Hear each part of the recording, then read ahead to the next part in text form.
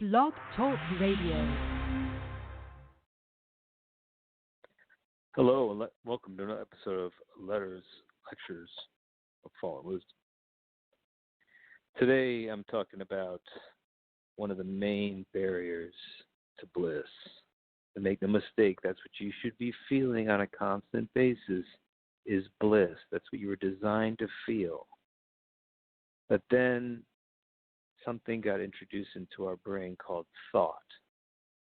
And when you married that with the Western principle of self-dissatisfaction, the Western educational tool of instilling self-dissatisfaction for the purposes of keeping you industrious, when you marry that with just aimless thinking, you end up with a lot of negative emotions. And you can just think of a negative emotion like a punch in the face, except it's you that's doing it. So every time you allow yourself to feel a negative emotion or you re-experience a negative emotion, you're essentially taking your fist and jamming it into your eye. Now, a lot of people think that negative emotions are a necessary part of life, and they really aren't. Sure, now and then you got to take a punch now and then, but every day, all day? Because that's what happens when you let your mind just float off into thinking. It always veers into the negative because you're driving the car and you're not really steering the wheel. You're kind of just letting the car go into a ditch. Now, this ditch was built by our educators. They built us what I'm trying to say is I don't necessarily believe that thinking is always the road to ruin, but I just think under the unique circumstances of the Western education system, aimless thinking leads us down a very painful road. And while you may not regard emotional pain as damaging or as fearful as a punch in the face, I can tell you that it's doing much more internal damage than any punch could ever do you. Every single time you experience a negative emotion, your body secretes a poison into itself and tries to kill itself. And you can imagine with repeated doses that you would soon become a very shriveled up, dead, decrepit thing. You need to let go of these emotions. And the way to let go of these emotions is to let go of thought. Thought is the thing that is the main barrier to bliss. I'm going to let you in on a little secret here about bliss. You can have thought or you can have bliss, but you cannot have both. You understand that? If you're allowing your mind to get filled with thoughts, just aimless thoughts, then you are essentially blocking it from bliss. So, and you have one job in this world, okay? It's to take, well, a couple jobs, but one main one. First, to breathe, of course. Take deep, long breaths, which will incidentally help you on the second one, which is to keep your mind free of debris. Now, it's okay. It's like easier said than done. Right, Mike Trojan? Easier said than done. You know, you get mad about something, you get mad at someone really upsets you, or you really upset yourself. In both cases, it's always misplaced anyway. I can argue you out of any negative emotion, precisely because most of it is built on either anger at oneself or anger at another, or sadness or depression, and these are all interrelated.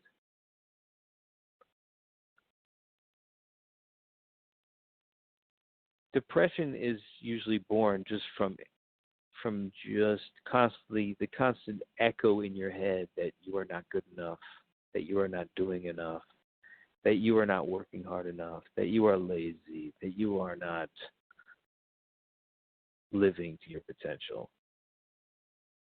And then there's just like all the jealousies that you have about wanting to be in a better place in life, and seeing other people there, and just feeling kind of like envious. The seven deadly sins kind of encompasses where you end up when thinking is just allowed to just go on. And they just lead you down the road to further and further away from bliss. So the only way to get to bliss is to get rid of thought. And the first way I like to get rid of negative emotions is just to see what's going on there. Okay, so let's just say you're angry at somebody because they did something, and maybe it's somebody that you care. Maybe it's somebody you think should know better. It's somebody who you think is relatively intelligent, and therefore they shouldn't do something like they just did. So you're kind of shocked and you're angry. But you have to understand that what you're angry at isn't the part that you talk to, isn't the part that you have communed with on a mental level. Talking about if a good friend wrongs you here. Remember, you're dealing with his ego. You're dealing with his autopilot. His autopilot has committed this wrong. His thought process may try to justify it, but ultimately, it wasn't the fault of the person you know, the person you've connected with. And it's the same for yourself. I talked about this on the earlier episode. You're not the person who did the thing that you feel guilty about. That's a different person inside of you. That's an autopilot person. That's an ego person. And that person gets engaged when you're in thought. So in order to stay on the enlightened level, you need to sweep thought from your brain. So I sometimes like to just walk down the street and just say, no thought, no thought, no thought, no thought, no thought, no thought. But even saying no thought, no thought, no thought, it's two words. It generates thinking. It is a thought. So it's a contradiction. Your mind needs to be empty. And you can practice it with entertainment. Entertainment can, if you merge successfully with an entertainment, if a movie captures your attention and has you on pins and needles, and that's all you're focusing on in that one moment, and nothing else is distracting you or anything, you just want to know how this thing is going to unfold, that's you merging with the movie. And you need to be merged like that with reality. But as long as there's a thought barrier between you and reality, there will never be that merging. And that's where bliss is. Bliss comes in the merge. So you need to merge with reality. You need to really get into reality. Everything that you do should be fascinating for you. And what's keeping that from being true? Thought. Thought is there to tell you you shouldn't be fascinated. Thought is there to tell you that this is mundane. Thought is there to tell you that there's nothing special about this moment. Thought is there to tell you that you're a loser. And when you allow thought to run on your brain, you're putting on a machine that is aging you. It's sending you quickly to the grave. Remember, once you get thought out of your mind, you are immortal again. And when you look at like the Old Testament and Adam and Eve story, it kind of makes sense. Here you have two people that were in bliss, but then someone gives them thinking, the fruit of knowledge, which makes the brain start generating its own field of reality, of thinking, of thought. And that field casts you out of paradise. So you become industrious and you figure out ways to make the harsh non-paradise a little more like paradise, but it's never really measures up because you never have the bliss. The bliss is missing. And of course, you could achieve it. You could take some MDMA or take some LSD or smoke some weed or whatever. Get wasted. And what happens is you achieve a little momentary hour or two of bliss, of just pure bliss. That's why people get addicted to these drugs. I'm sure people who get addicted to Oxycontin have the same issue. It's just a pillowy feeling of pure bliss, and they completely merge with the drug. And they understand that, but the whole point of the drug is to show you that it exists, that you can be in a state of pure bliss. And you'll notice in those states, you have very little thinking going on, very little thought. And if you manage to have some thoughts, they start to be pretty positive thoughts. But be careful, beware. In the bliss state, you will start to have positive thoughts. And that will make you think you have the ability to have thought and bliss at the same time. That's a very short-lived union. Thought and bliss every so often will coalesce. Like in meditation, for example, there are thoughts going on in your head. You're told to watch those thoughts and just let them go by without really investing in any of them. And and you do achieve a sort of semi-bliss state, but as long as those thoughts are running, it's never really the bliss state that you could have if they were not running. If you're just empty, if you had no thought. So the goal of all meditation ultimately is to watch that stream of thinking and sit there long enough so that it finally just slows down like a fan that you just turned off. Slowly goes down, down, down, down, nothing. And then if you can get to that point in meditation, that's considered to be great, but then you come back into the world and you turn your thinking back on and you go on with your day. What I'm saying is you should have no thought constantly. You should have no thought of the past, no thought of the future. You should be merging with the moment, getting really into it, getting really fascinated by it. When you get really fascinated by the moment, you'll notice this feeling in the back of your skull. It's like a warm feeling. It'll be the most unbelievable sensation you've ever felt. It'll be better than even sex. It's the communal, it's your mind communing with the now. It happens when you become fully engrossed in what the now is doing. And you do not let yourself drift off into a daydream. But let's just say you catch yourself drifting off into a daydream. You'll never be woken up by the pain that it causes you, by the punch, the self-punch in the face, which is all negative emotion. So I've just told you what negative emotions are, that they are essentially they're focused at the wrong thing. Anytime you're angry at somebody, you're angry at their autopilot. So it's pointless. Anytime you're angry about something you did, you're angry at your own autopilot. It's useless. And by the way, the only reason your autopilot was on, it was because you allowed thinking, you allowed thought to just unfold aimlessly in your mind.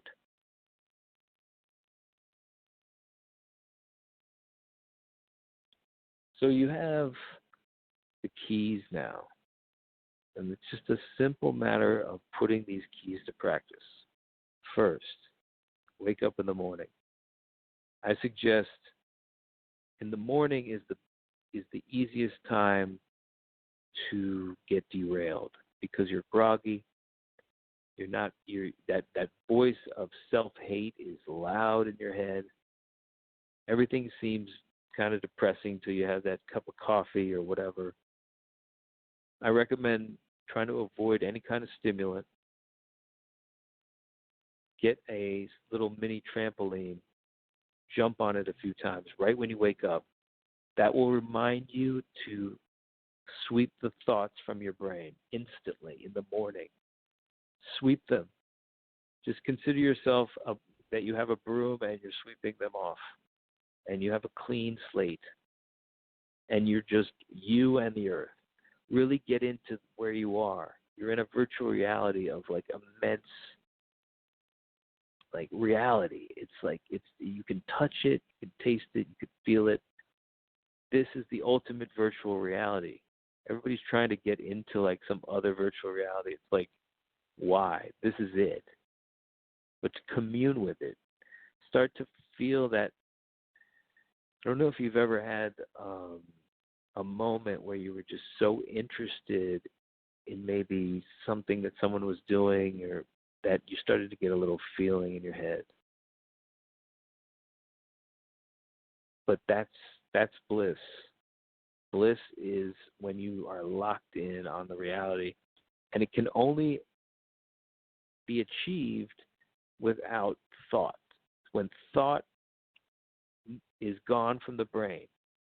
So the trick is to have you have to train your brain to not think, to just be open, be an open channel.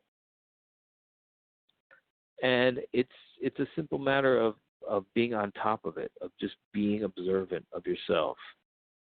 You know, you keep asking yourself, am I thinking right now? Am I just aimlessly thinking? Stop it. Disengage. That's a good way to program your mind. Disengage. It's like disengage from the thinking of these things. You're thinking about the past. You're thinking about the future. You're thinking about this problem. You're thinking about that problem. Stop. You feel that moment when you tell yourself, stop thinking.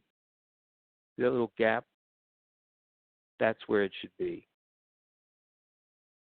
And you should be able to command it with like a hand gesture in your face, like maybe just like put your palm in your face. I suggest you put your palm in your face because you'll do that when you're lucid dreaming. And then you'll realize you're dreaming and you'll be able to take control of your dream. But it's in this virtual reality, you're also taking control of your dream. Because once you put your hand in your face, that's a command to your brain to stop thinking, to be an open channel, and to find the bliss in the moment.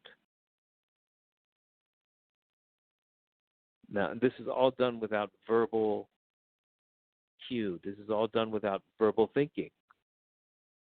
This is a higher level thinking, and it's a level thinking where it's no thinking. None. Zero thoughts in the mind.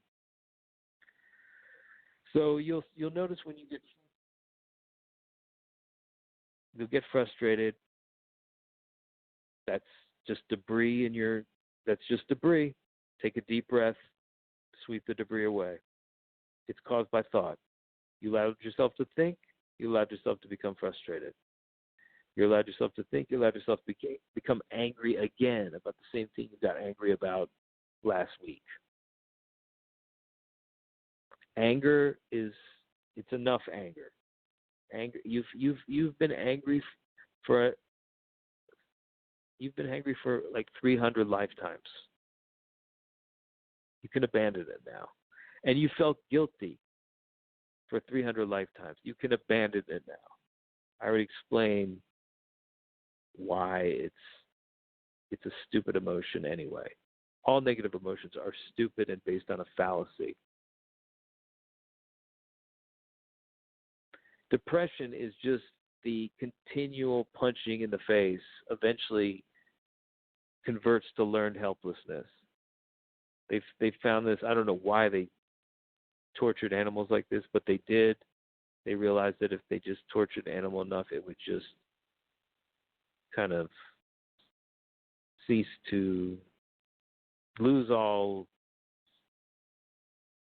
control, just be a completely, just lie on the ground and just learn helplessness, they call it. And it's a depression that forms after repeated exposure to negative emotion. Not to mention the cancer, all the different ailments, every single one, and they don't teach any of them in medical school. Every single disease started out as a negative emotion. Every single little white hair on your head, every wrinkle, every pound that you've gained since if you were young and slim and you gained weight, that's a negative emotion basically weighing you down. So just let go of your thinking. Don't worry about the negative emotions are going to come. They're faster than thought, unfortunately. So it's not like you can never overcome negative emotions by thinking, because negative emotions outrun thinking. But they also they also cause negative emotions. So thinking causes negative emotions. So though negative emotions are going to come in, they can't come in if thinking is not occurring. Hey, they're going to sneak in. You know why? Because thought is going to sneak in. Thought always sneaks in. But it's your job to kick him out. Thought is the devil. That is what the snake was in the Garden of Eden. Thought.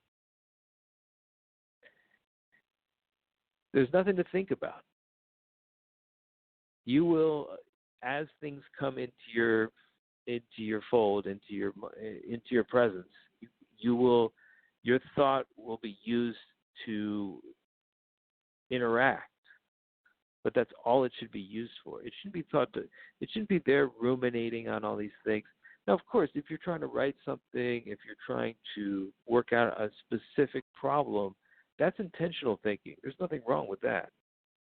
So I'll have to tell you, be careful to turn it off once you're done intentionally thinking, because the tendency for most people is to do some intentional thinking, and then they just leave their brain on, and they keep thinking, but now aimlessly.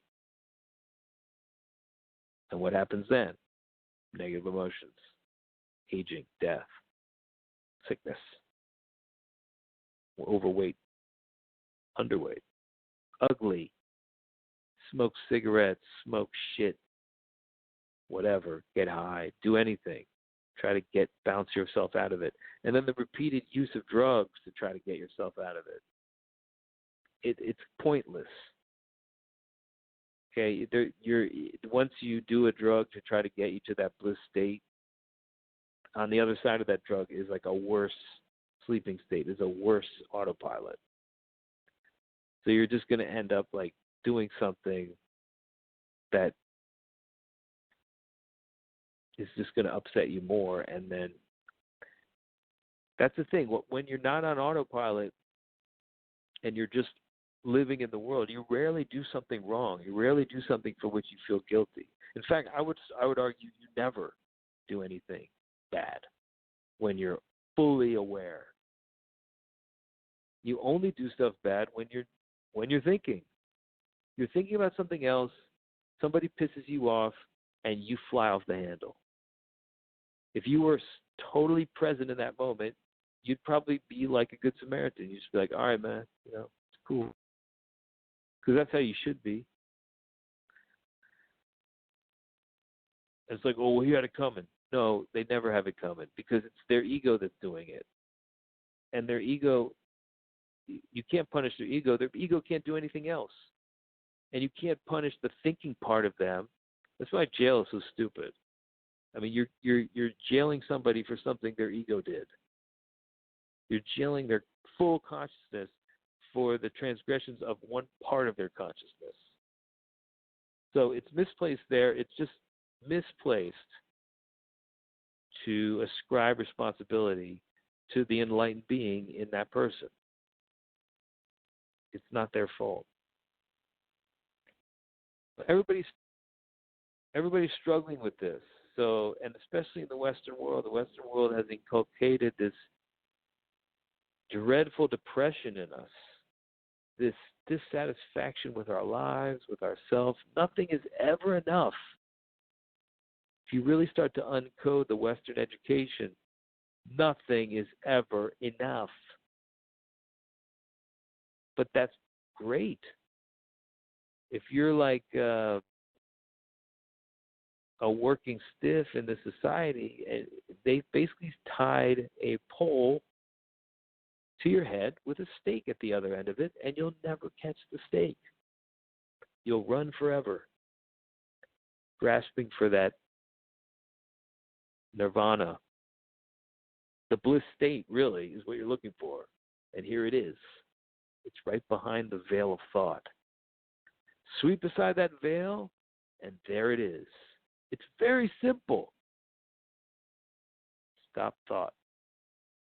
So get up in the morning, bounce a couple of times, either on the floor or on a little trampoline. That'll just tell you, okay, I got to sweep the thought out. Get a dry brush, a dry skin brush. Just brush your entire body with it.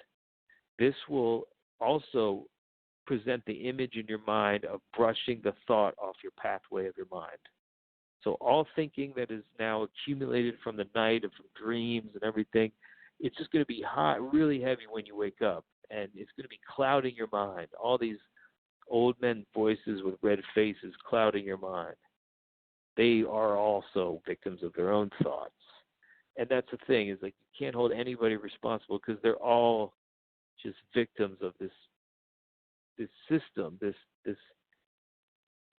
aimless thinking coupled with the Western culture's self-nihilism, self-hate.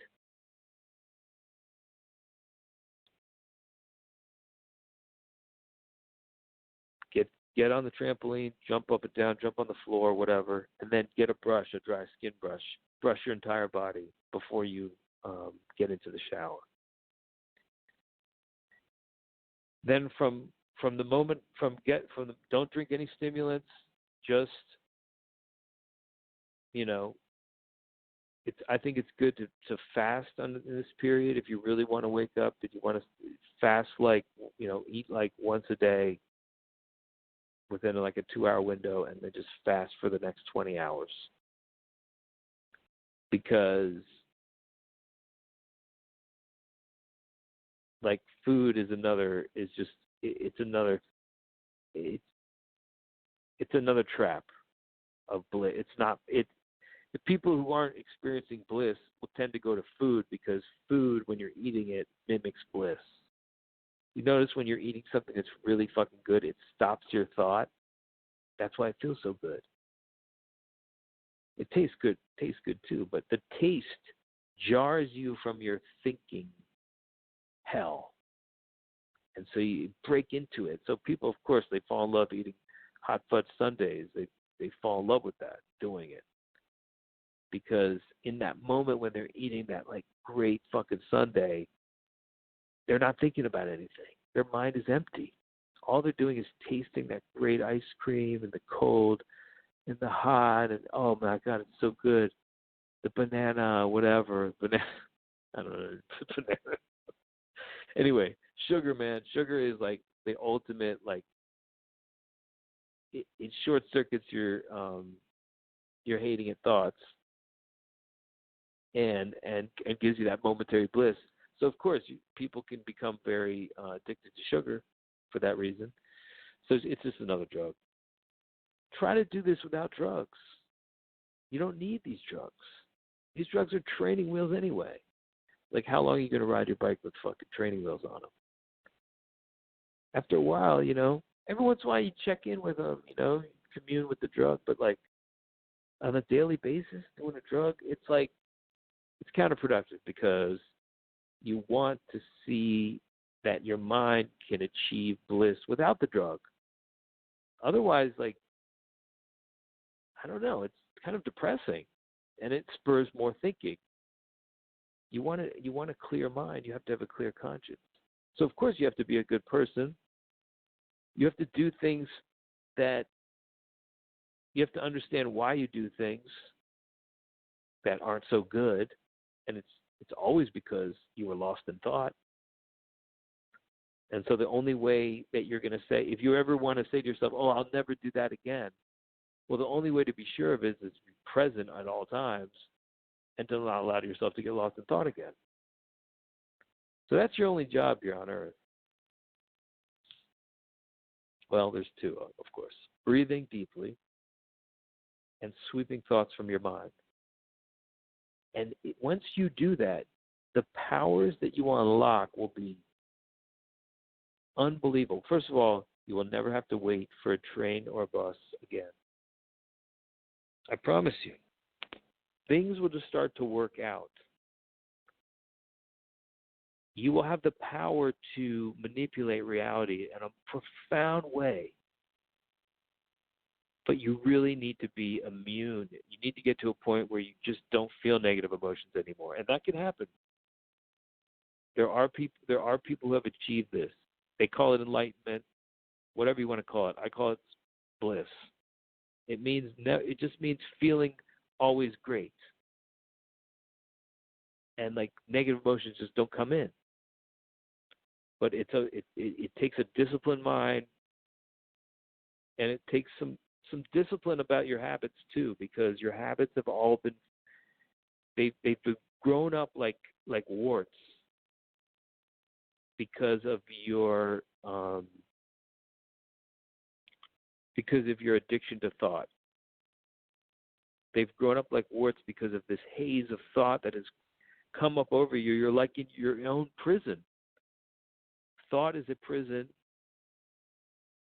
It's like everybody's expectations, your own unrealistic expectations, voices about, that you're not doing this right or that right, that you're stupid, that you're poor, that you don't have enough money, that things are hard, blah, blah, blah, blah, blah, blah, blah, blah.